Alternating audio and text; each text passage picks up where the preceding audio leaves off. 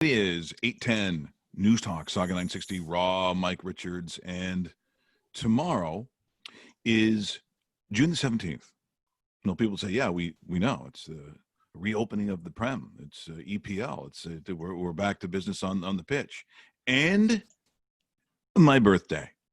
So, guess what I'll be doing tomorrow outside is I will be back to screaming at the television, telling some back that he's shite, that he has ruined yet another 18-game parlay in which I was just going to win millions of dollars on a $2 bet, and now I'm all upset, storming around. So that is the happy birthday to me into getting back to normality, and someone who knows all about yelling at footy.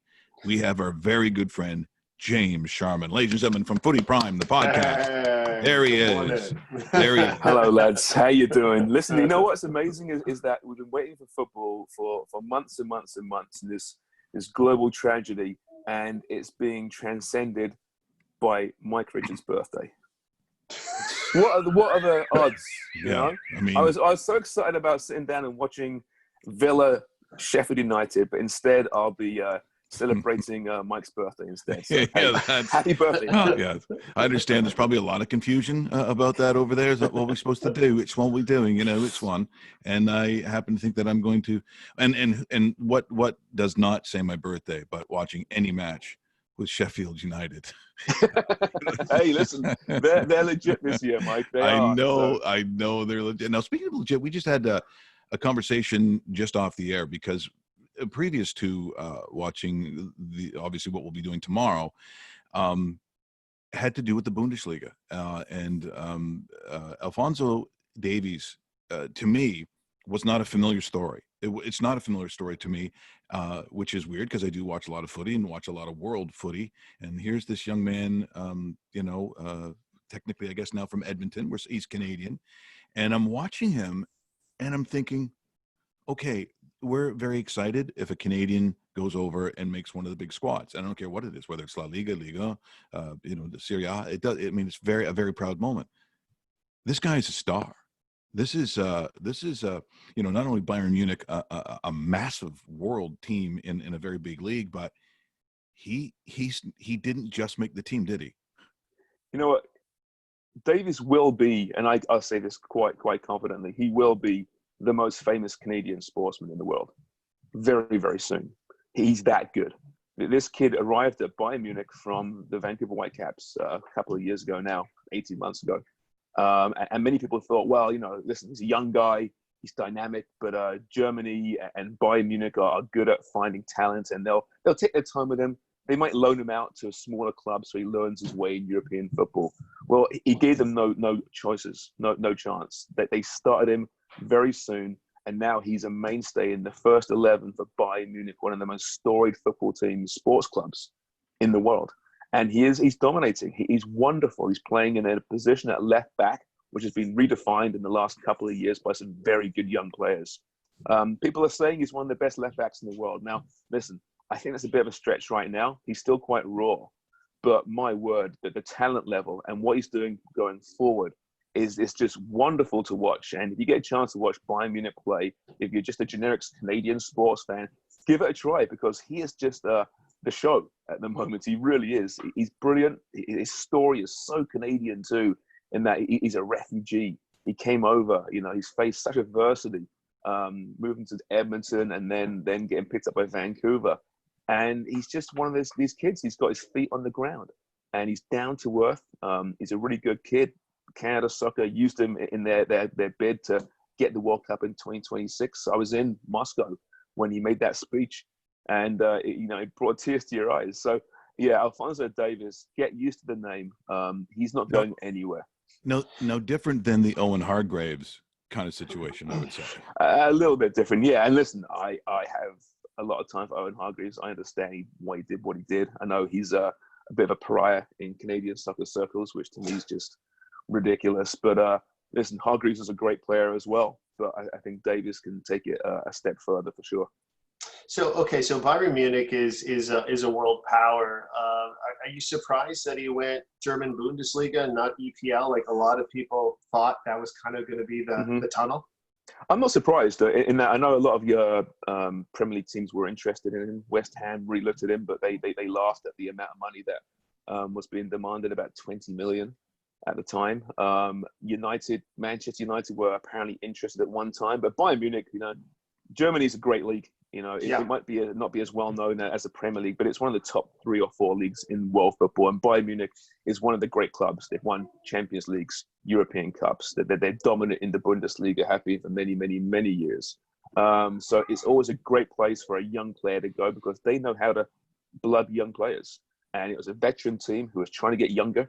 So he's gone there and he's surrounded by some wonderful players.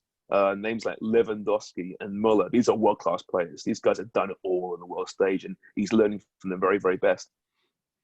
Now, for years to ridicule a Scouser, thus the name itself isn't the prettiest of terms. But you know what? It's good to be a Scouser.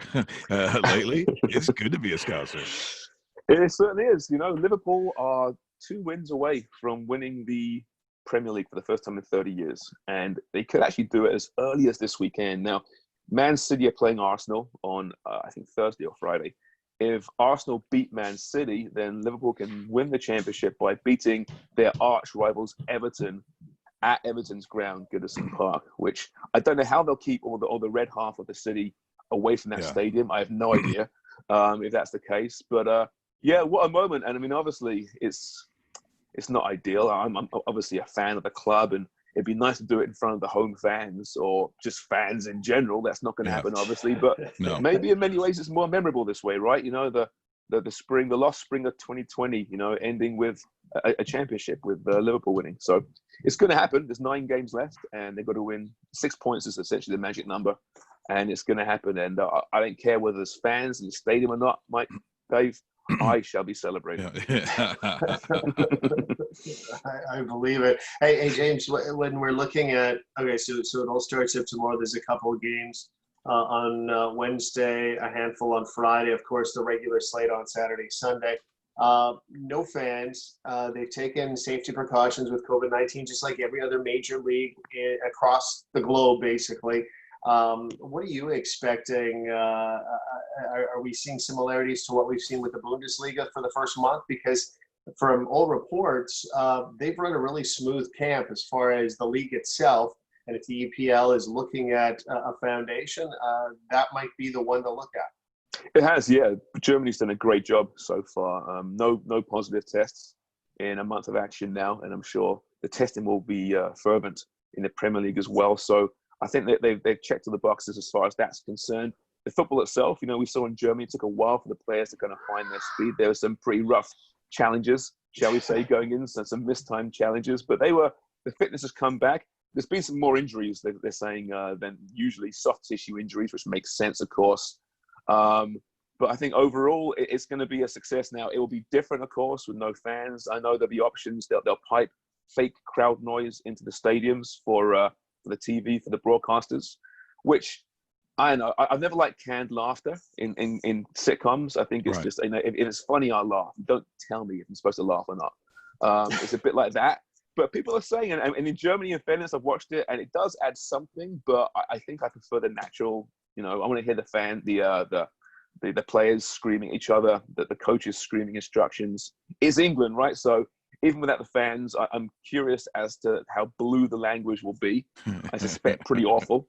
Well, which might be. That's such a good point, because as I'm watching, as La Liga comes back in to it, where I do actually speak Spanish, so I can understand some of it. It hasn't been too bad, but I'm just listening to the Bundesliga. I wonder what they're really saying. I wonder what terrible things, Mike. Yeah, I bet it is terrible things. There's no. I know they've been warned, and they've been told, okay, don't celebrate too much. When you celebrate in this corner with this camera, and don't swear like, come on, these are footballers. When that whistle goes, they're going to forget about COVID. Fans or no fans, right? Yeah. They're going to play the game, and they're going to talk about the game the way they always have, and they'll add to it, I'm sure. And the likes of DAZN over here, and over in England right now, there'll be games on the BBC as well for the first time in the Premier League history. So I think it's the first game is on Saturday or Sunday. It's Crystal Palace against Bournemouth, I believe, which is not a great game, but it's going to be, they say, the highest rated Premier League game in the history of the Premier League because it's going to be available on terrestrial TV for the first time. So hold on, the BBC never has carried the games? It's been Sky Sports the whole time. Now, obviously, BT Sports got in there for a little while. Amazon are showing games this year, but it's never been. The first division was, right? So prior to the Premier League, so 92, the first division was shown at times, before Sky Sports, obviously, it was shown. Match of the day would have a live match, hence the name. But since the invention of the Premier League in 92, hasn't shown any games. So it's been essentially on satellite, but essentially cable TV like over here. So as a result, showing I think 4 games in the next few weeks will be in BBC, and it's going to be astronomical numbers. James, let's talk Sharman's Proper. Sharman's Proper Pies. Check them out, sharmansproper.ca. 1972 Danforth Avenue. You guys are open for business. How has business been? I know it's. I think it's Tuesday to Saturday, correct? You're up Sunday, That's right. Monday? Yeah, it is. It's been great. Yeah, I mean, I wouldn't recommend anyone starts a new business during a global pandemic, but it hasn't been actually too horrible. We've had good business. Online went crazy to start with, obviously, and then we opened the doors to the store about a month ago now. And it's been great, a great experience, a great journey for us. And I mean, right now we're not delivering out to the Saga just yet, but we will be very soon. So if you're dying for our pies, come on down Tuesday through Saturday and pick some up. And then I promise, my parents live in Mississauga, so they're always whining about why don't you deliver here? And we will be delivering out there soon enough. I would say in Mississauga, just a guess, the chicken balti will be very popular here in Mississauga. I would hope so. Yeah, because it's popular right here in this house. That is what I'm getting. It and look, it was the National that were CBC The National. They did a piece on us, which is crazy, and it was amazing. That was free advertising, right? Literally 5 minutes after it aired, we started getting orders coming in. So it was really good. It was really good. Now, how did that happen? Was it just randomly you got picked, or yeah? I know someone knows someone, Mike, and one of those kind of things. One of those things. Pitched our stories. They pitched our story, and they're doing a great piece each night called "Pandemic Diaries" about business experiences during the pandemic, and obviously, launching and opening up during a pandemic, had some interest there. So, aside from knowing someone who knew someone. It was, I think, a relevant story at the time. So, it really helped us. And it's so weird to see myself on TV. Well, it's been a while. we're thrilled. Look, and the podcast, Footy Prime, we let people know that's still going on. How is that going for you fellas? It's going great. Yeah. We're loving it. Craig Forrest, Danny Dichio, and myself, and we've got a great crew there. And it's just, how it is, guys. It's just fun to escape, As much as it's been a stressful few months, that hour on a Sunday that we tape, it's brilliant. It really is. And we're getting some great guests on there. And we're going to go onwards from there. Exactly.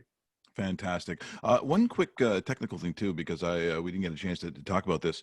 When it comes to, because of this squeezing in and trying to finish these last games or so on, like I said, Liverpool, it's a foregone conclusion basically. But what about in the relegation side of things? Because I tweeted out I'd watching Sunderland or die.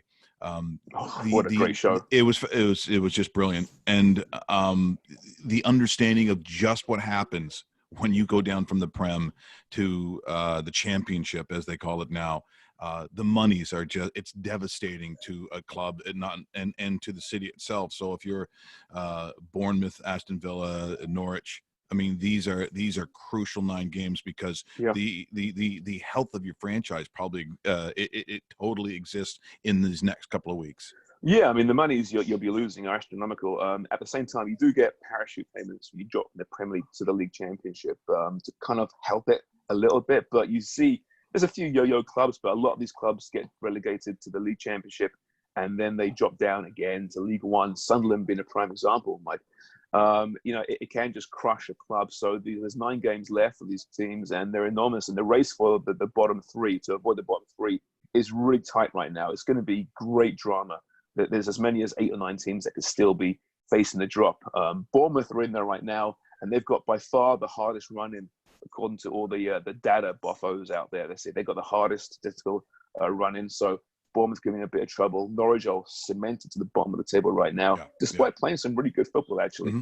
But yeah, I mean, as much as, that there's a foregone conclusion at the top, it'll be exciting watching the race of the Champions League places. But watch those games at the bottom, especially as we get towards the end of the season, because, man, it's going to be exciting and dramatic. And I can't believe we're talking about football games right now. It's fantastic. Isn't it? It's brilliant. Well, James, thanks so much for this morning. We got to do this more often, too. It just I'm available, man. I've got some free time. Yeah, I just love it. Best of luck, Sharman Pies, and just so we know, online we can just simply Sharman's proper pies. Yeah, absolutely. That's what we're doing. Thanks so much, James. Appreciate it. We'll see you soon, son. Thanks, fellas. We'll chat soon. Yeah, absolutely. See you, bud.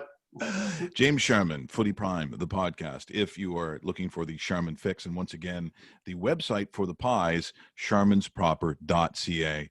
And if you haven't had the chicken balties, the chicken curry, Dave. Yep. Oh my God, is that good? And if you've ever been overseas, you go to whether it's England or if you go to Ireland, they're eating curry like they're not going to make it anymore. So if you want a great pie, the chicken balti is my favorite. Thanks, James.